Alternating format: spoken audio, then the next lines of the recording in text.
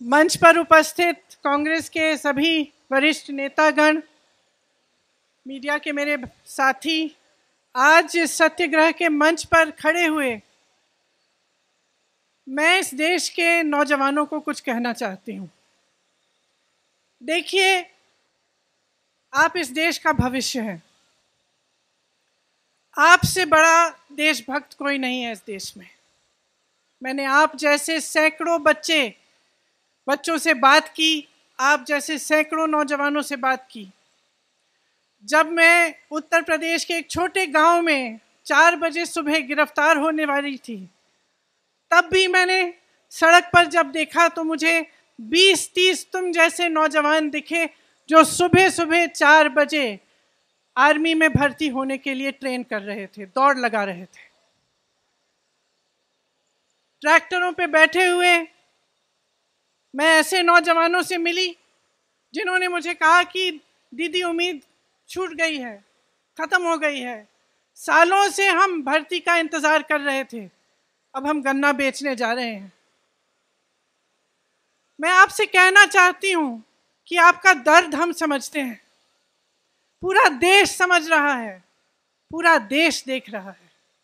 लेकिन आप ये मत भूलो कि ये देश आपका है, इस देश की संपत्ति आपकी है, इसे सुरक्षित रखना आपका कर्तव्य है।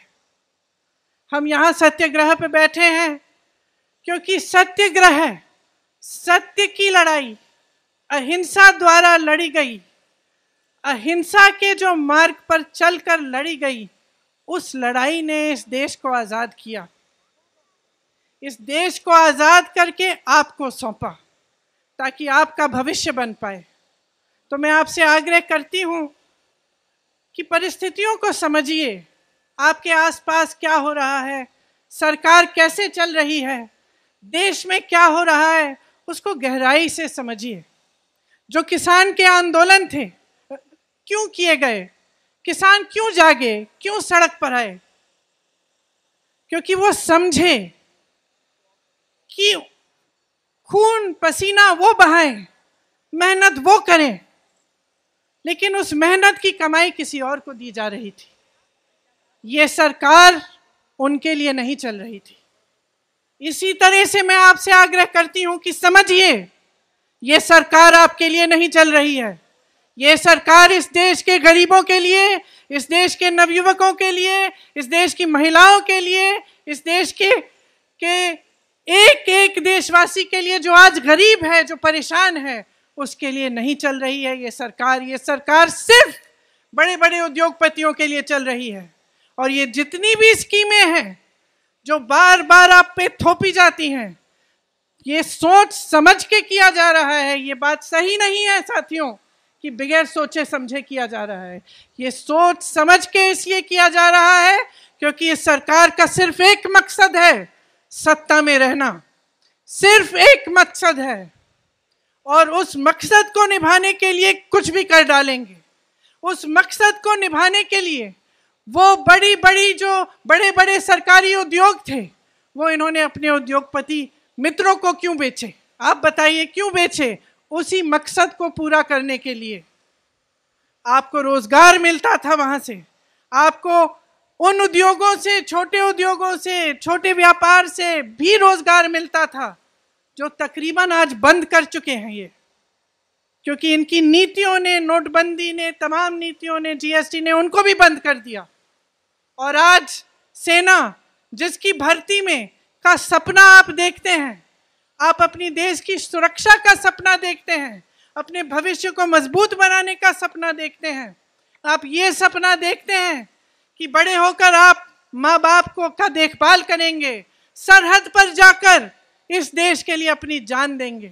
आपसे बड़ा देशभक्त कोई नहीं है, मैं याद दिलाना चाहती हूँ आपको। और मैं आपको कहना चाहती हूँ कि जो नकली राष्ट्रवादी हैं और जो नकली देशभक्त हैं, आंख खोलकर उनको पहचानिए। आपके संघर्ष में पूरा देश आपके साथ है, पूरी कांग्रेस पार्टी आपके साथ है। आपने हरिवंश राय बच्चन जी का जिक्र किया, उस कविता की कुछ पंक्तियां हैं। कवि ने कहा है वृक्ष हो भले खड़े घने, हो घने हो बड़े, एक पत्र छा मांग मत, मांग मत, मांग मत। वृक्ष हो भले खड़े, हो घने हो बड़े, एक पत्र छा भी मांग मत, मांग मत, मांग मत। तू न थकेगा कभी, तू न थमेगा कभी, तू न झुकेगा कभी, कर शपथ, कर शपथ, कर शपथ। इस कविता का नाम आपने एक ऐसी स्कीम को दे दिया है जो इस देश के नवयुवकों को मार डालेगा।